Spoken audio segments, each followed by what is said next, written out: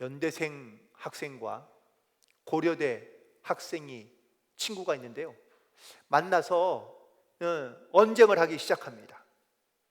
그 싸우는 이유는 연고전 혹은 고연전 때문에 그렇습니다. 연대 학생이 먼저, 야, 연고전이 곧 생길 거야, 이제 곧 시작될 거야 라고 얘기하자, 고대 다니는 학생이, 야, 무슨 소리야, 고연전이지. 그러자 연대 학생이 말합니다. 야, 약국에 가봐, 상처받을 때 연고 달라고 그러잖아. 그러자 고대 학생이, 아니야, 우리 학교 약국에는 고연을 팔아 라고 이렇게 이야기하는 겁니다.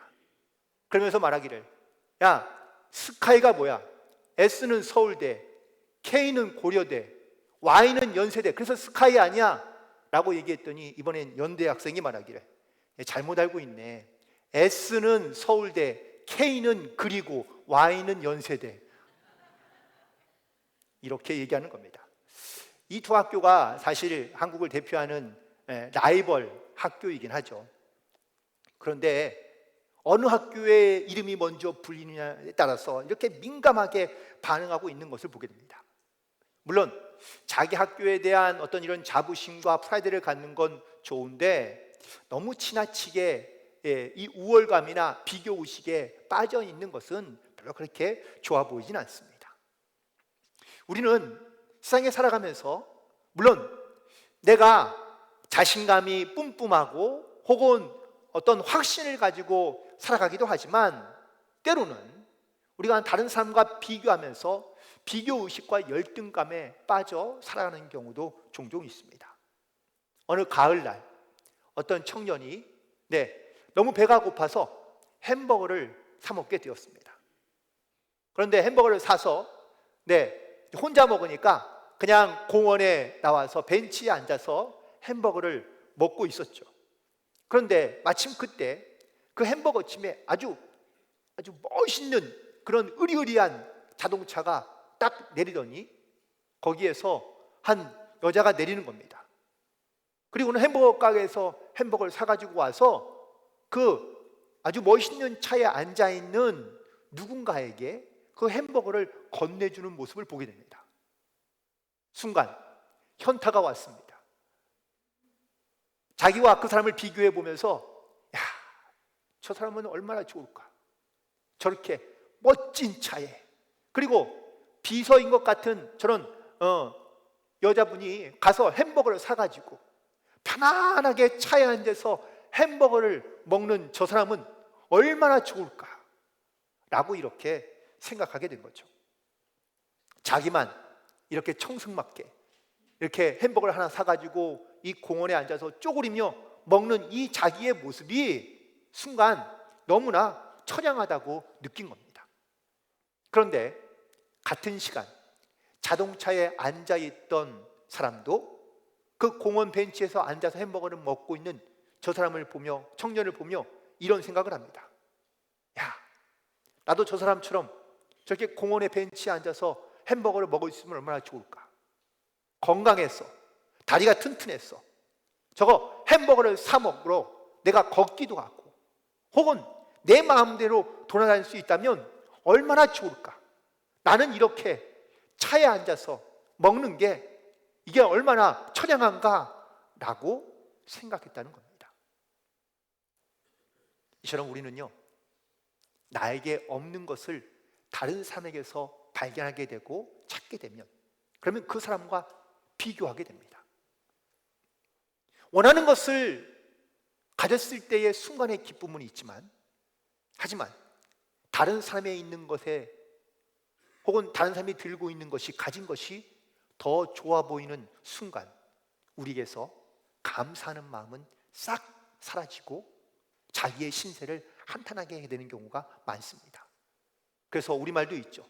남의 떡이 커 보인다는 거예요. 실제로 클 수는 있습니다. 하지만 우리의 마음 가운데 이런 다른 사람과 비교하면서 자기를 낮게 여기고 열등감을 갖고 있는 이 비교의식이 잘 고쳐지지 않는다는 것이죠. 심리학자인 프랑스의 칼 융은 이렇게 얘기합니다. 이런 비교의식을 고칠 수 있는 방법이 딱 하나 있는데 그것은 바로 감사하는 것이다 라고 이야기합니다. 대부분 우리의 삶의 렌즈가 없는 것에 포커스를 맞추어 있는 경우가 많습니다. 나에게 있는 것보다는 나에게 없는 것, 다른 사람이 갖고 있는 것에 대하여 관심을 가지며 우리는 감사함을 잃어버리며 살아가는 경우가 많다는 것이죠. 세상의 모든 만물은 다 존재하는 이유가 있습니다. 또한 그 고유한 가치를 알아주고 끊임없이 우리 가운데 그 가치에 대한 감사하는 표현과 능력을 키워가야 될 사실 그 노력이 우리 가운데 필요하다는 것이죠. 인생을 바꾼다는 것이 여러분들 하루아침에 쉽게 바꿔지진 않습니다. 무엇보다 시련과 역경의 어떤 상황 속에서도 내가 그걸 받아들이며 일단 극복해가는 과정을 통하여 우리의 삶의 질이 달라지게 된다라는 사실이죠. 감사의 훈련이 필요한 이유는 바로 내 삶 가운데 이렇게 남과 비교하며 자기를 신세를 한탄하는 그런 열등감에 우리가 살아가지 않기 원하며, 또한 우리가 정말 내 삶에 허락하시고 또한 우리 가운데 또한 주신 그 모든 일과 혹은 존재의 가치를 깨닫고 우리가 감사하는 마음을 가지고 나아갈 때 우리 가운데 이런 열등감이라든지 비교의식이 우리 가운데 떠나가고, 또한 그런 감사하는 마음을 가지고 우리가 평안한 삶을 살아갈 수 있는 그런 저와 여러분 되기를 간절히 소망합니다. 오늘 사무엘상 22장에 우리가 함께 읽은 본문에 있는 말씀에 다윗과 함께한 사람들이 등장하는데, 그런데 이 다윗과 함께한 사람들이 다 어디에 있느냐? 이 아둘람이라는 굴 속에 모여 살게 됩니다. 그런데 이 다윗에게 찾아온 이 아둘람 굴 속에서 살아가는 많은 사람들, 그 사람들은 과연 어떤 사람들이었습니까? 오늘 본문에 있는 말씀에 보니까 환난을 당한 자, 빚진 자, 마음에 원통한 자가 다 이 다윗에게로 모여들었다고 말씀하고 있습니다. 이런 사람들 한마디로 표현하면 상실감, 그리고 또한 실패와 열등감을 가지고 살아가는 사람들이라고 말할 수 있습니다. 그들은 실패자였고 고난 가운데 환난 가운데 원통함과 또한 어떤 열등감을 가지고 살아가는 사람들이었습니다. 그래서 그들은 세상을 떠나, 그리고 자기를 괴롭게 하는 사람들을 떠나 이 아둘람에 있는 굴로 피신한 겁니다. 이 아둘람은 그들에게 피난처였고 안식처인 것이죠. 그런데 이 굴에 있는 사실 모든 사람이 다 그와 같았다라는 겁니다. 심지어 그들을 이 우두머리가 되는 다윗도 역시 도망자였고, 그리고 그도 역시 실패자였다는 사실이죠. 하지만 이 아둘람 굴에 모인 사람들은요, 여기에서는 다른 사람들과 그들은 비교하지 않았습니다. 이 굴 안에서는 더 이상 실패자도 도망자도 혹은 또 열등감을 가질 필요도 없었기 때문입니다. 이 굴에 서 있는 모든 사람들은 그래서 서로가 서로를 이해하고 또한 마음이 통하고 서로를 섬기는 자로서 이 굴 속에서 함께 공동체를 이루어가니, 이 공동체에 또한 이 아둘람의 공동체가 이후에 정말 이 다윗과 함께 이스라엘 나라를 세워가는 가장 귀한 동역자들로 함께 되었다는 사실입니다. 사도행전 2장에도 초대교회의 모습이 등장하는데 거기에 모인 사람들이요, 어쩌면은 세상에서는 실패자, 아니면 도망자, 아니면 원통함과 그리고 마음의 환난 가운데 힘듦을 갖고 있는 사람들이 모여 있었지만, 그 초대교회 공동체에는 서로 가진 것을 나누며 또한 진심으로 서로 사랑하며 또한 함께 아픔과 슬픔을 나누었던, 위로가 있었던 그러한 공동체였다는 사실을 다시 한번 깨닫게 됩니다. 저는 오늘 이 말씀을 묵상하면서 이 아둘람의 공동체가 바로 우리 교회의 공동체의 모습이 되기를 간절히 소망하며, 또한 오늘 이 말씀을 통하여 은혜를 나눌 수 있게 되기를 간절히 소망합니다. 특별히 이 아둘람에 모인 사람들은요, 사실 피난처가 필요했던 사람들이라고 말할 수 있습니다. 이 아둘람이라는 말은 히브리어인데, 히브리어로 된 이 아둘람은 뜻은 은신처, 피난처 혹은 격리된 장소라고 이렇게 의미하고 있습니다.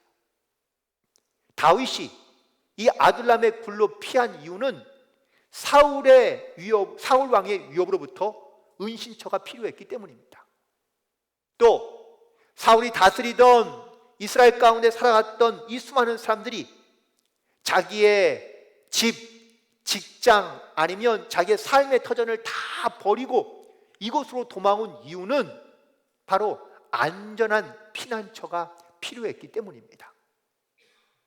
자, 그렇다면 오늘 여기에 모여든 사람들의 모습들을 하나씩 본다면, 첫 번째는 환난을 당한 사람들이 모였다고 기록하고 있습니다. 여러분들, 어디든지 사람이 모이는 곳에 가면은 유독 눈에 띄는 사람들이 있습니다. 키가 크든지 잘생겼든지 아니면 부티가 나든지, 말을 잘한다든지 유머가 많다든지, 이렇게 사람들의 마음을 확 휘로잡고, 또한 누가 보더라도 탁월한 어떤 이런 능력과 특별한 사람들이 우리가 눈에 띄는 경우들이 종종 있는데, 이 아둘람 굴에는 어떤 사람들이 모였을까요?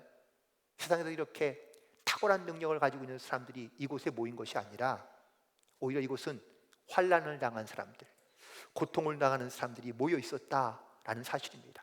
그렇다면 이 사람들은 무엇 때문에 환난을 당했을까? 몇 가지의 이유가 있는데, 첫 번째는 이 다윗을 돕거나 혹은 다윗의 가족들이나 다윗과 연관되어 있는 사람들인 경우에 이런 환난을 당했다고 말할 수 있습니다. 끊임없이 다윗을 죽이기 위해 열등감 가운데 사로잡혔던 이 사울 왕은요, 다윗을 조금이라도 돕고자 하는 사람이 있으면 다 그를 힘들게 만듭니다. 사울의 눈밖에 난 사람들은 살아가기가 쉽지 않은 겁니다. 끊임없이 고통과 환난을 당하니 더 이상 거기에서 살 수 없어 떠나게 된 겁니다. 두 번째는 바로 이 사울 왕의 통치의 방법을 별로 좋아하지 않고 불만을 가진 사람들이 바로 이 환난을 당하였다라는 것이죠. 물론 사울 왕을 좋아하는 사람도 있었겠지만, 사울 왕이 이런 잘못된 통치를 하자 사울의 시대가 좀 빨리 지나가고 다윗의 시대가 오면 좋겠다라고 생각하는 사람들도 많았다는 겁니다. 결국 이런 사람들을, 사울은 자기가 뜻이 만나는 사람들을 자꾸 미워하고 핍박했던 것이죠. 이런저런 이유로 이렇게 환난을 당하던 사람들이 드디어 결심한 겁니다. 여기서는 이제 못 살겠다. 다윗에게로 가자. 물론 다윗도 현재는 실패자이며 도망자였지만, 그럼에도 불구하고 다윗과 함께 있는 것이 훨씬 더 낫겠다라는 생각이 들어서 이 사람들은, 환난을 당한 사람들은 결국 이 아둘람 굴에 있는 다윗을 찾아오게 된 것입니다. 여러분들, 그리스도인들이 세상에서 믿음을 가지고 선하게 그리고 바르게 살려고 하면 세상에 있는 많은 사람들이 우리를 인정해주고 잘 도와줄까요? 아니요, 그렇지 않더라고요. 오히려 우리가 선한 일을 하고 옳은 일을 하며 바르게 살려고 하면은 오히려 우리를 이용하거나 아니면 우리를 핍박하는 경우가 많이 있는 것을 보게 됩니다. 때로는 내게 찾아오는 이 환난을 우리가 좀 이해하지 못하고 또한 견딜 수 없을 만큼 고통스러울 때가 분명히 있습니다. 하지만 어떠한 환난 가운데서도 우리가 그 환난을 통하여 인내하게 되면 그 인내가 바로 우리의 신앙과 믿음의 삶에 큰 자산이 되고 뿌리가 되어서 더욱더 우리를 더 겸손하고 온전한 삶으로 우리를 하나님께서 사용하시고 이끌어 가시는 줄로 믿습니다. 로마서 5장 3절과 4절에 있는 말씀에 보면 우리가 환난 중에도 즐거워하나니 이는 환난은 인내를, 인내는 연단을, 연단은 소망을 이루는 줄 알미라고 고백하고 있습니다. 환난을 통하여 우리가 다시 한번 우리의 온전한 믿음을 새롭게 하고, 그리고 또한 더 강하고 담대한 믿음을 가지고 이 땅 가운데 승리하며 살아갈 수 있는 성도들이 되시기를 간절히 축원을 드립니다. 두 번째는 빚진 자들이 이 아둘람 굴로 찾아왔다는 것을 말씀하고 있는데요, 사회적으로든 세상적으로든 성공하는 사람들을 가만히 보면 그 주변에 괜찮은 사람들이 꼭 있더라고요.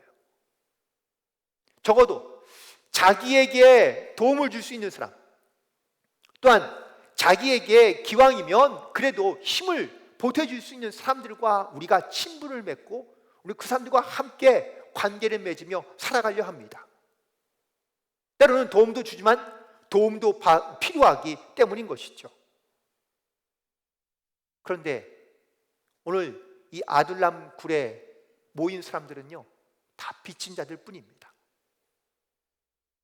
재산을 빼앗기고 갖고 있는 모든 것들을 다 잃어버린 사람, 힘도 없고 능력도 없고 가난하고 심지어 소망마저도 잃어버린 사람들, 이런 사람들이 이 아둘람 굴에 모여 있다는 것이죠. 사실 빚진 사람들은요, 물론 좋게 표현하면 실패하는 것도 있지만 자기만 스스로 망하는 경우도 있지만, 아니요, 내가 빚지고 망하게 되면 다른 사람들에게도 사실은 피해를 주는 경우들이 종종 있습니다. 채무로 인해 경제적인 고통을 당하고 떳떳하지 못하며 눈치를 보고 살아갈 수밖에 없는 이런 사람들이 다 다윗에게로 몰려들었다라는 겁니다. 그렇다면 이 다윗은 이 몰려드는 사람들의 빚을 갚아줄 능력이 있는 사람입니까? 아닙니다. 다윗도 사실은 그럴 빚을 갚을 만한 능력은 없습니다. 하지만 이 사람들이 함께 모여 그들이 다 그러면은 어떠한 소망을 가지고 나아가느냐라는 것이 중요한데, 우리는 다 이 땅 가운데 사실 빚진 자로서 살아가고 있다는 것을 우리가 깨달아야 된다라는 것이죠. 로마서 13장 8절에 있는 말씀에 보면 피차 사랑의 빚 외에는 아무에게도 아무 빚도 지지 말라. 남을 사랑하는 자는 율법을 다 이루었다고 바울은 말하고 있습니다. 다시 말하면 우리는 다 하나님의 사랑에 빚진 자라는 겁니다. 여기서 말하는 빚진 자는 바로 가난한 자를 의미하고 있습니다. 그런데 이게 어떤 물질적인 또한 건강의 어떤 이러한 부족한 가난한 자가 아니라 심령의 가난한 자라는 것을 말하고 있는 겁니다. 예수님도 말씀하시기를 마태복음 5장 3절에 심령이 가난한 자는 복이 있나니 천국이 저희 것이라고 말씀하고 있습니다. 빚진 자 된다는 것은 내가 정말 주님의 사랑의 은혜를 알고 그 사랑과 은혜 가운데 내가 감사함으로 이 복음에 내가 빚진 자로서 내가 살아간다는 이런 영적인 결단이 우리 가운데 있어야 우리가 하나님의 사랑을 우리가 고백하며 또한 그 사랑과 은혜에 우리가 감사함으로 살아갈 수 있는 그러한 모든 성도들이 되기를 간절히 소망합니다. 세 번째, 모인 사람들은 바로 마음에 원통한 사람들이 찾아왔다는 겁니다. 원통하다는 이 말의 의미를 좀 생각해 보니까, 찾아보니까 마음에 한이 되는 것이 있고 그 한을 품고 있는 것이라고 표현하고 있더라고요. 때로는 내 의지와 상관없이 우리가 억울한 일을 당하는 경우가 종종 있습니다. 이유 없이 빼앗길 수도 있고 쫓겨날 수도 있고 속임을 당할 수도 있습니다. 이렇게 바로 원통한 일이죠. 이 원통함을 갖고 있으면 내 마음 가운데 잘 풀어지지 않습니다. 여러분들 혹시 지금까지 살아오시면서 이런 억울하고 원통한 일을 한 번씩은 다 경험해 보셨죠? 너무나 억울한데 이걸 어떻게 소명할 방법이, 해결할 방법이 없다면 우리는 너무나 그냥 상상만 해도 너무 마음이 힘들고 미칠 것 같은 그런 마음이 들 수밖에 없습니다. 사울왕을 따랐던, 믿었던 사람들이었지만 사울왕에게 배신당하고 때로는 억울한 누명을 쓰고 쫓겨나게 된 사람들, 이 원통하고 분통한 마음을 가지고 결국은 이 아둘람의 굴로 찾아오게 되었다라는 것이죠. 그 대표적인 케이스가 바로 다윗입니다. 다윗도 너무나 억울하게 또한 분통과 원통하게 이 사울왕의 미움을 받고 쫓겨다니는 처지가 된 겁니다. 그러니 이제 같은 처지가 되어 다윗을 만나게 되니 여러분들 과연 어떤 마음이 들었을까요? 우리도 가끔 신앙생활을 하다가 이런 마음의 환난과 혹은 또 원통한 마음을 우리가 갖게 되는 경우가 있을 수 있습니다. 그것이 어떤 개인적인 문제든 아니면 교회 안에서의 어떤 여러 가지 많은 사역의 일로 인해서 정말 내가 신앙과 믿음을 가지고 잘 살려 하지만 때로는 이런 억울하고 원통한 일을 당할 때 우리는 이렇게 생각하기 쉽습니다. 아, 내가 지금까지 잘못 믿었구나. 너무 내가 신앙생활을 잘못했구나 라고 생각이 들 수 있습니다. 이럴 때 다시 자기의 마음을 새롭게 하며 신앙생활을 시작하면 좋지만 오히려 반대로 신앙생활을 포기하거나 아니면 삐뚤어지는 경우가 있더라고요. 이제부터는 그러니 내 마음대로, 내 뜻대로, 내 생각대로 살아야지 라고 말하며 자기 자신을 합리화하기 시작한다는 겁니다. 다윗에게 온 수많은 사람들, 물론 환난을 당하고 빚을 지고 원통함으로 말미암아 이 다윗을 찾아왔지만 이 다윗에게서 어떤 큰 위로를 얻거나 도움을 얻기 위하여 사실 이 다윗을 찾아온 건 아닙니다. 하지만 그들에게는 피난처가, 안식처가 필요했던 것이죠. 혹시 여러분 교회에 오늘 예배드리러 오셨는데 여러분 이 자리에 혹시 어떠한 마음을 가지고 오셨습니까? 물론 내가 예배하는 기쁨과 감격을 가지고 내가 주님 앞에 나와 예배하는 분도 있겠지만 우리들 가운데는 이런 환난을 당하고 그리고 빚진 자의 마음으로 혹은 원통한 마음으로 혹시 이 자리에 앉아있는 분이 있다면 오늘 이 예배를 통하여 말씀을 통하여 함께해 주시는 위로와 평안을 가지고 그리고 믿음을 가지고 나아갈 수 있는 그런 영적인 결단이 있게 되기를 간절히 소망합니다. 자, 그렇다면 이 아둘람 공동체에 그럼 이렇게 상처와 아픔을 가지고 모인 사람들이 모인 이 공동체, 이 아둘람 공동체의 그럼 모습은 과연 어땠을까? 여러분들 생각해 보세요. 이렇게 상처 있고 아픔과 원통함을 가지고 모인 사람들이 모여서 있다면 그 공동체가 건강할까요? 아니면 문제가 많을까요? 우리가 생각하기에는 문제가 많을 거라고 생각하기 쉽습니다. 왜? 세상에서 실패한 사람들이고 세상에서는 빚진 자들이고 원통한 사람들이고 어려움을 당하는 그러한 사람들이 모여서 만든 공동체가 이게 과연 건강할 수 있을까? 라고 생각하는데 그런데 놀랍게도 이 아둘람의 공동체에는요 위로가 격려가 있었던 공동체였다라는 사실이죠. 누군가가 나를 알아준다는 것 또한 누군가가 나를 이해해 준다는 것 사실 이것만큼 힘이 있는 공동체가 없습니다. 오늘 본문에 있는 말씀 가운데 이런 사람들이 함께 했는데 숫자가 얼마라고요? 400명가량 되었다고 말씀하고 있습니다.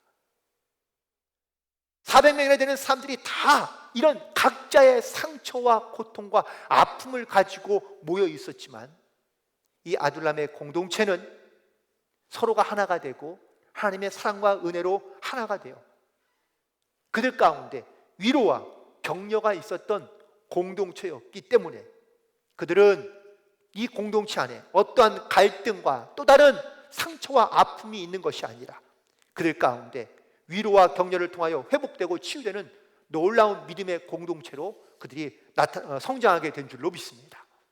두 번째, 이 아둘람의 공동체의 특징은 바로 신앙과 믿음이 더 견고해지는 공동체였다라는 사실입니다. 이 아둘람 굴에 모여 살았던 모인 사람들은요, 다 세상에서 쫓겨나고 버림받고 실패하고 쓸모없는 사람들로 사실 구성되어져 있었습니다. 그런데 이런 사람들이 함께 모여 더욱더 신앙을 격려해주고 또한 믿음을 신뢰해주고 그리고 정말 하나님을 바라보는 온전한 믿음을 가지고 서로가 함께 기도하며 신뢰해주며 살게 되자 이 공동체가 건강한 공동체로 성장하고 또한 세워지게 된 줄로 믿습니다.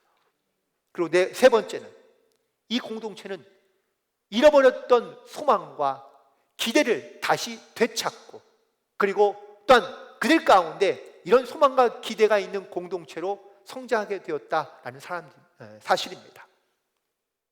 앞서 말씀드린 대로 이 아둘람에 모인 공동체의 사람들은요, 다 세상에서 모든 걸 다 잃어버리고 원통함과 억울함을 가지고 모인 사람들이지 않습니까?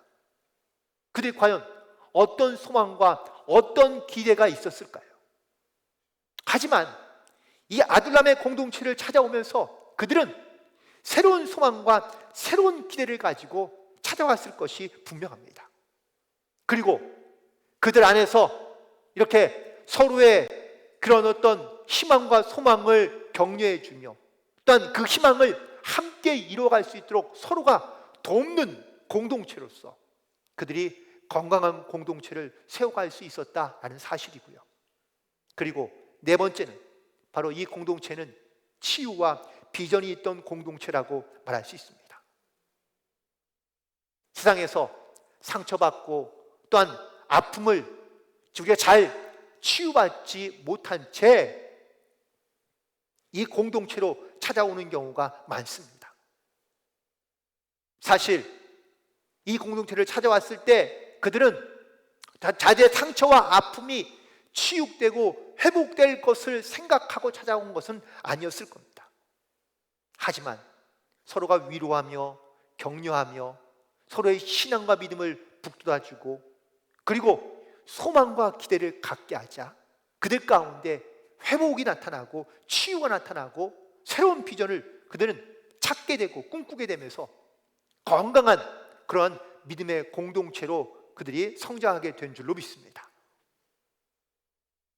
특별히 사도행전에 등장하고 있는 초대교회의 모습, 그런 어떤 예수 공동체의 모습이 바로 이와 같다라고 말할 수 있습니다. 예수님께서 제자들을 부르셨을 때 제자들의 직업이 변변합니까? 아니면 사회적인 지위가 좋습니까?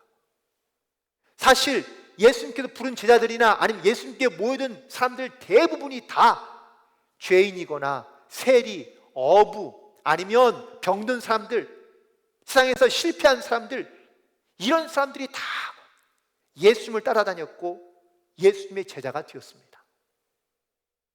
당시 쟁쟁했던 바리새인들이나 아니면 서기관들이나 돈 많은 사람 아니면 정치적인 능력이 있는 사람, 힘 있는 사람, 지식 있는 사람들은 예수님께 모여들지 않고 따라하지 않았습니다. 그런데 예수님께서 이런 사람들을 모아 공동체를 이룬 그 초대교회 공동체는요, 성령의 충만함을 받자 그들이 하나님의 말씀을 담대하게 증거하고 환난 당한을 두려워하지 않고 오히려 자기가 사랑의 빚진 자로서 하나님의 은혜를 선포하며 증거하는 일을 행하게 되자 이런 은혜를 받은 사람들이 모인 이 초대 공동체 안에는 놀라운 영적인 회복과 또한 믿음과 신앙과 사랑의 회복이 나타나게 되었다라는 사실입니다. 지금 우리가 함께 살고 있는 이 세상에서 특별히 교회 공동체는 과연 어떤 모습을 하면 좋을까? 가장 중요한 것은 바로 이 교회 공동체에 바로 회복이 있어야 되고 회복의 공동체가 되어야 된다라는 사실입니다. 이 아둘람 공동체에 모여든 사람들, 그들은 다 과거에 환난을 당하거나 빚지거나 원통한 마음을 가지고 찾아왔지만 이 공동체 안에서 그들은 회복하기 시작합니다. 사랑으로 섬기며 헌신하고 감사하며 회복된 자기의 삶을 통하여 다른 누군가에게 그 회복을 다시 선포하고 있고 전하고 있다라는 사실입니다. 이것이 바로 교회 공동체의 모습이 되어야 한다라는 것이죠. 그런데 우리는 교회에 와서도 서로에게 상처 주고 아니면 아프고 또한 서로 간의 갈등과 비교와 열등감과 우월감에 교회 공동체에 건강한 영적인 회복이 일어나지 않고 있는 것이 이것이 가장 안타까운 일이고 또한 주님께서 우리 가운데 가장 안쓰러워하는 그런 모습이지 않을까. 바라가 원하기는 교회 공동체 안에 또한 우리 모두에게 물론 세상에서 우리가 어떤 위치, 어떤 역할을 하고 있는지는 알 수는 없지만 세상에서 받은 상처와 아픔과 원통함과 억울한 일이 이 공동체 안에 오면 그것이 서로 함께 위로하고 격려함으로 회복되는 은혜가 있게 되기를 간절히 소망합니다. 말씀을 정리하며 기독교 정신 가운데 가장 중요한 것은 바로 부활의 정신이라고 말할 수 있습니다. 무슨 뜻입니까? 죽었다고 생각하는 그곳에 다시 회복하고 소생하는 그러한 능력이 나타나는 겁니다. 아둘람 공동체, 우리가 밖에서 이들을 객관적으로 만약에 본다면 그들은 소망을 잃은 공동체입니다. 죽음에 가까운 공동체라고 말할 수 있습니다. 그런데 이 아둘람 공동체가 바로 부활하고 다시 회복된 그런 아름다운 공동체로 설 수 있었던 이유는 바로 서로 간에 이런 영적인 회복, 신앙과 믿음의 회복이 일어나고 이 부활의 역사가 그들 가운데 나타나게 된 줄로 믿습니다. 바라고 원하기는 이 부활의 회복과 역사가 우리의 삶에서도 또한 우리의 주변과 가까이에 특별히 함께 신앙생활하는 이 교회 공동체 안에 이런 영적인 회복이 일어나기를 간절히 소망하며 오늘 다시 한번 이 말씀을 통하여 우리 가운데 있었던 모든 그런 환난과 고통과 아픔과 원통함이 다시 한번 회복되고 또한 위로와 격려와 사랑으로 다시 한번 일어설 수 있는 그런 아름다운 믿음의 공동체를 이루어갈 수 있는 저와 여러분이 되기를 주님의 이름으로 간절히 축원을 드립니다. 기도하시겠습니다.